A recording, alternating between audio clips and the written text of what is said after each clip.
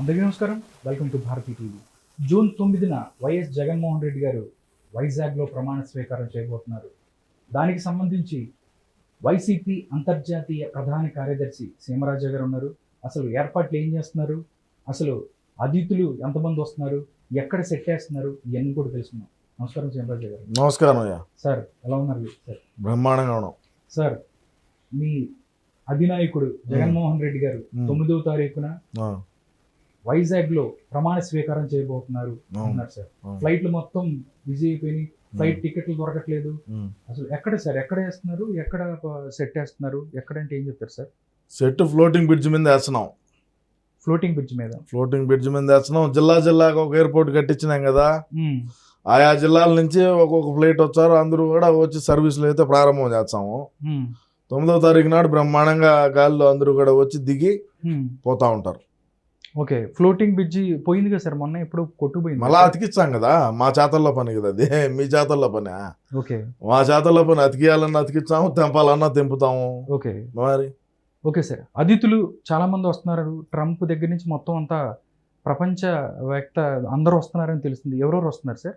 Trump గింపు అంతా ఎవరు రాలేదు, కానీ బ్రెజిల్ ప్రధాని వస్తున్నాడు. బ్రెజిల్ ప్రధానమంత్రి, ప్రధానమంత్రి కాదు, బ్రెజిల్ ప్రెసిడెంట్ వస్తున్నాడు. ఎందుకంటే ఆ రోజు విజయసాయి రెడ్డి ఆయన బ్రెజిల్ ప్రెసిడెంట్ గా ఎన్నికైన రోజు మా వాడు ట్విట్ కూడా పెట్టాడు కదా విజయసాయి రెడ్డి. అవునండి, అందుకని చెప్పి ఆయన కూడా వస్తున్నాడు. సార్ అసలు అంటే జనాలందరూ గ్రౌండ్ లెవెల్లో వెళ్తే ఓడిపోబోతుంది మీ పార్టీ, ఘోర ఓటమి చవి చూడబోతుంది అని చెప్పి 178 స్థానాలకు ఒక్క స్థానం కూడా తగ్గదు. 175కు 175కు 178 స్థానాలు మా వైసీపీ పార్టీ అధికారంలోకి రాబోతోంది. 30 సంవత్సరాల పాటు అన్న అధికారంలోనే ఉండబోతాడయా. ఏం మాట్లాడుతున్నావు నువ్వు? సార్ గ్రౌండ్ లెవెల్లో చూస్తే అంతా మొత్తం మీరందరూ ఎత్తిపోతున్నారని చెప్పి పరిస్థితి ఉంది కదా సార్. నీ కళ్ళు ఏమన్నా పచ్చగా ఉన్నాయో ఒకసారి చెక్ చేయించుకో ఆడికన్నా పోయి. ఓకే, అయితే డెఫినెట్లీ 175కి 178 ఖచ్చితంగా. ఒకటి తిరువల్లూరు, కాట్పాడి, అస్సాం 3 కూడా ఖచ్చితంగా గెలుస్తాం. ఆ మూడిట్లో గురించి కూడా భారీగా వస్తారు జనాలు, ఆ 3 నియోజకవర్గాల నుంచి కూడా. ఓకే, 175 నియోజకవర్గాల్లో మేము ఎటువంటి వాళ్ళం అని ఈడ తెలిసిపోయింది. వాళ్ళకి తెలియకూడదు కాబట్టి మంచి మంచి స్టార్ హోటల్ వేసి వాళ్ళను మంచి వసతులు, అక్కడి నుంచి అరకు నుంచి వచ్చే సరుకు ఏదైతే ఉంటుందో ఆ సరుకు రుచి చూపించి టేస్ట్ చేయించి ఏడు ఉండేటువంటి వంటకాలు అన్ని కూడా రుచి చూపించి పంపిస్తాం. అదన్నీ మేము సిద్ధంగా ఉన్నాం, ఏర్పాట్లు చేసుకున్నాం. అన్న రావటము, తండ్రి లాంటి వాడు బొత్స సత్యనారాయణ గారే చెప్పినారు కదా, మేము చెప్పేది ఏముండదు. 9వ తారీఖు నాడు మేము ప్రమాణ స్వీకారం వైజాగ్ లో నుంచి చేస్తున్నామని చెప్పినాడు కదా. ఓకే సార్, వేణుస్వామి గారి చేత ఆయన ఏది చెప్పినా కానీ అది జరగట్లేదు. ఆయనేమో మీ అధ్యక్షుడు ఎవరైతే ఉన్నారో ఆయన సీఎం కాబోతున్నాడని మాట్లాడుతున్నారు. మీరు రీసెంట్ గా కూడా నిన్న ఒక చేశారు. ఏంటి సార్ పరిస్థితి? ఆయన వేణుస్వామి గారు చెప్పారంటే డెఫినెట్లీ జరగదు అని అనుకుంటున్నారు జనాలు. ఎంతవరకు కరెక్ట్ సార్ ఇది? వేణుస్వామి చెప్పినాడంటే జరగదంటే ఆయనకు ఈ మధ్య కొద్దిగా మతి స్థిమితం బాగా లేదు. ఓకే, ఎందుకంటే అన్న 65 mg టాబ్లెట్ వాడితే ఈ వేణుస్వామి అనేవాడు 50 mgలోనే ఉన్నాడు. ఆయన కూడా 65 mgకి వచ్చినాడంటే కరెక్ట్గానే ఉంటుంది పని. ఓకే, కానీ ఆయన చెప్పినా చెప్పకపోయినా అంటే కేసీఆర్ గెలుచాడు అన్నాడు, ఓడిపోయినాడు. హైదరాబాద్ గెలుచాదు కప్పు అన్నాడు, నాకు అది పోయింది. ఇంకా మా వాడు గెలుచావు అన్నాడు. అయినప్పటికీ ఆయన మాటలు కూడా పట్టించుకుంటాడయ్యా. ఆ పూజలో మందు తాగి ఆ పూజలో ఉండే చికెన్ తిని మాట్లాడేటువంటి వ్యక్తి వేణుస్వామి. ఇంకా ఆయన మాటలతో మనకేం పని, మనకు అవసరంగా లేదు. ఏది ఏమైనప్పటికీ ఇటాటి స్వాములు ఎంతమంది వచ్చినప్పటికీ, ఇటాటి సంఘాలు ఎంతమంది వచ్చినప్పటికీ, ఎంతమంది స్టార్ క్యాంపెయినర్లు వచ్చినప్పటికీ మేము మా గెలుపు తథ్యం, మమ్మల్ని ఎవడు ఆపలేడు.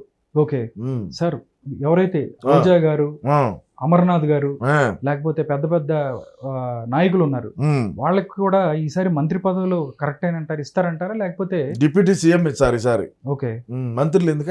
మంత్రులు డిప్యూటీ సీఎం ఐటీ శాఖ మంత్రిగా ఇచ్చినారు, ఏం చేయలేకపోయినాడు. ఈసారి డిప్యూటీ సీఎం ఇచ్చితే భారీగా చేస్తాడు. ఇబ్బందిలే. నీకు డౌట్ ఏం, నీకెందుకు వచ్చింది? నీకేం బాధ ఇప్పుడు? అంటే నీకు బాధ ఏమయ్యా? మేము మంత్రి ఇచ్చాము, డిప్యూటీ సీఎం ఇచ్చాము, లేదంటే ఇంకొకటి ఇచ్చాము, లేదంటే కసూదీరా అంటాము. నీకు వచ్చిన బాధ ఏంది? మొత్తం మీ 25 మంది మంత్రులు కూడా ఎవరైతే ఉన్నారో అందరూ కూడా ఓడిపోతున్న పరిస్థితి అని వివిధ రకాల సర్వేలు చెప్తున్నాయి. మా సర్వేలు మాకున్నాయి. నీ సర్వే నువ్వు తెలుగుదేశం వాళ్ళు ఏమన్నా పంపించారా? లేదండి, తెలుగుదేశం ఏం కాదు. మరి నువ్వేం మాట్లాడుతున్నావు? మేము తప్పకుండా భారీ మెజారిటీతో గెలుచున్నాము. 175కి 178. 78 దాంట్లో ఎటువంటి డౌట్ లేదు. పార్లమెంట్లో ఎన్ని సార్? 25కి 25 గెలుస్తాం.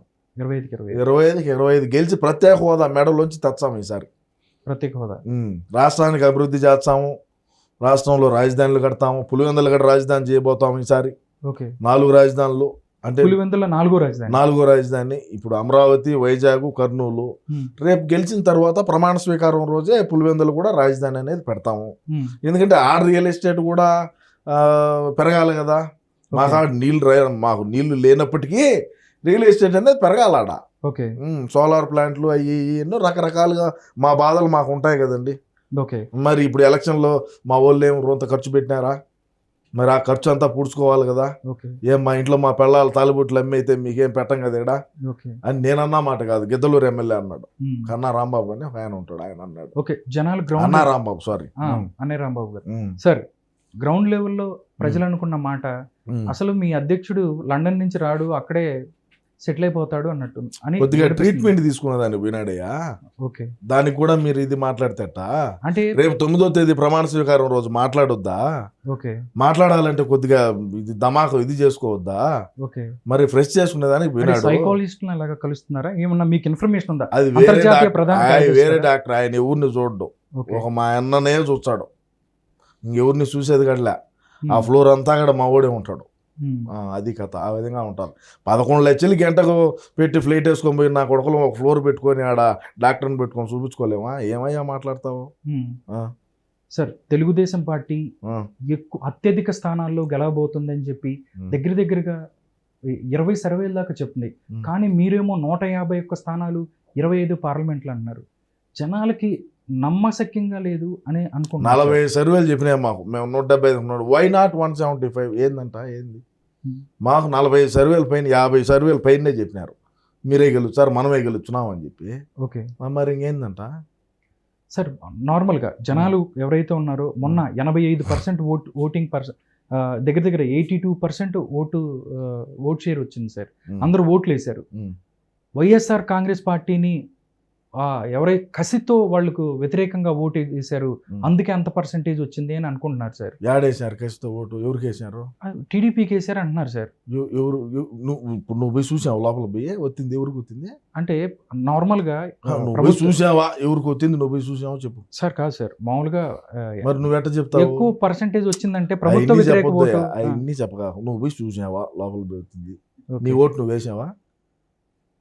నీ ఓటు నువ్వు వేస్తే నీకు తెలుస్తుంది ఎవరికి వేసింది. ఓడివుడు వేసిన ఓటు నువ్వెట్ట చెప్తావా? నీకెట్ట తెలుసు? రేపు రిజల్ట్ రోజు చూడు. రేపు రిజల్ట్ రోజు చూడు, 15 నిమిషాలకి అర్థమైపోతుంది ఏంది సీన్ అనేది.